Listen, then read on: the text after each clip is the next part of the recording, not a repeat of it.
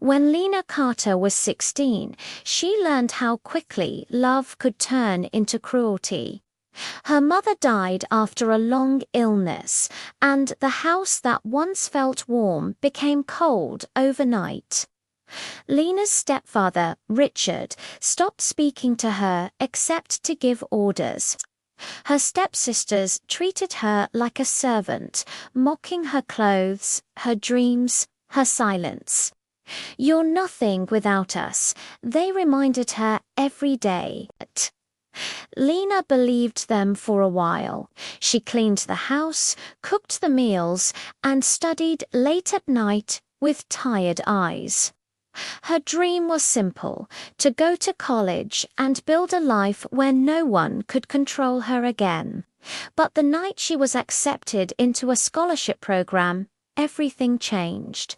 Richard tore the letter in half. "College is not for girls like you," he said coldly. "You'll stay here and work." That was the moment something inside Lena broke and hardened. At 18, she was thrown out of the house with a single suitcase and no goodbye. The neighbors watched. No one helped. Lena slept on buses, worked at diners, and washed dishes until her hands cracked. Life was brutal, unforgiving, and lonely. But every insult from her past echoed in her mind like fuel. "You're nothing. You'll fail. You don't belong." Instead of crushing her, the words became her strength. Lena found free online courses. She learned marketing, finance, and coding during stolen hours at night. She failed more times than she could count: bad jobs, bad ideas, broken trust.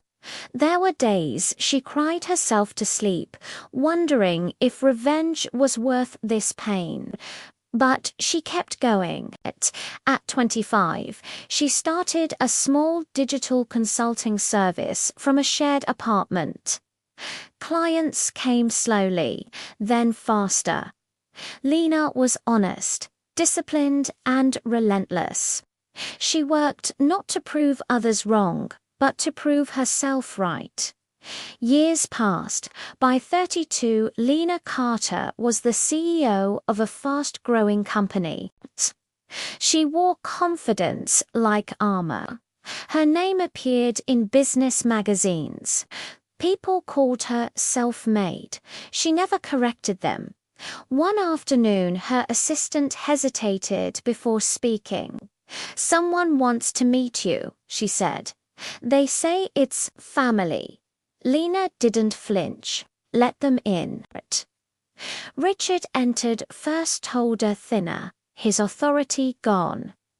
Behind him were her stepsisters, nervous and desperate.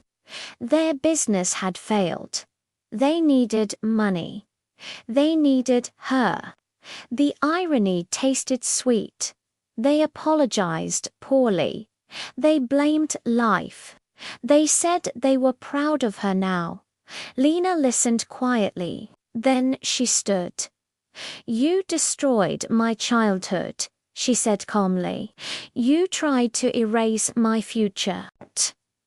Richard opened his mouth. But she raised her hand. "But here's the truth," Lena continued. "I don't need revenge to feel powerful anymore. I already won." She handed them a contract. Her company had bought the property they once owned, including the house that threw her out. Their faces went pale. "I won't give you charity," Lena said, "but I'll offer work. Honest work. The kind you denied me." They had no choice. As they left, Lena felt something unexpected. Not anger, not joy, but peace. That night, she stood on the balcony of her office, city lights glowing below. She thought about the girl who cried on buses, who studied with empty stomachs, who refused to disappear. Lena smiled. They tried to break her. Instead, they built her. And that was the greatest revenge of all.